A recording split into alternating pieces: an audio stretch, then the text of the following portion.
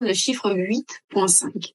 Le chiffre 8 est le numéro de la porte, qui représente un hexagramme, et le chiffre après le point étant le numéro de la ligne.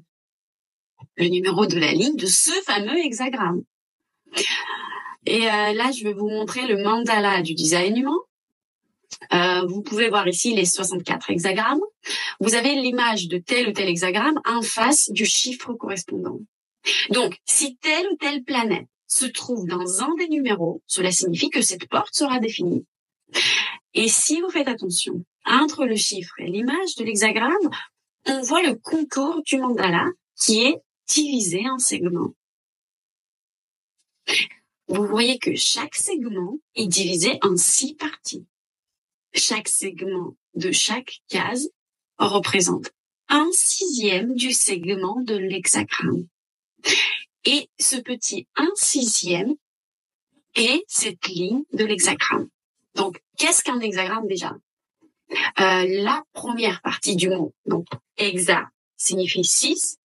Chaque hexagramme comprend 6 lignes. Et plus tard, quand je vous parlerai des hexagrammes, vous comprendrez tout de suite que je vous parle de l'une de ces 64 portes. Ok?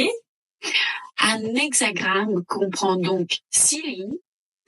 Il commence par la première ligne qui se trouve tout en bas et se termine par la dernière, la 6e ligne qui se trouve tout en haut. Un hexagramme est créé à l'aide de seulement 2 types de lignes. Le premier type, ligne continue, et le deuxième type, ligne interrompue, c'est-à-dire une ligne continue courte, puis un intervalle, puis à nouveau une ligne continue courte. Donc là, vous voyez, il y a seulement 2 types de lignes, soit une ligne interrompue, soit une ligne continue.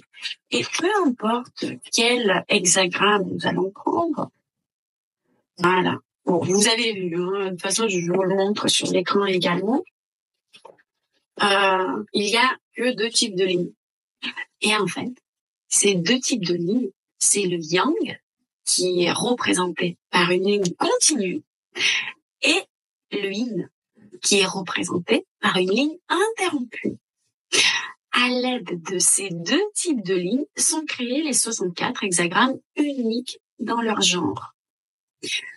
Sur le mandala du design humain, ces 64 hexagrammes sont positionnés en miroir. Regardez par exemple les portes 11 et 12. Donc, quand je vous parle des portes, on pense tout de suite porte égale hexagramme.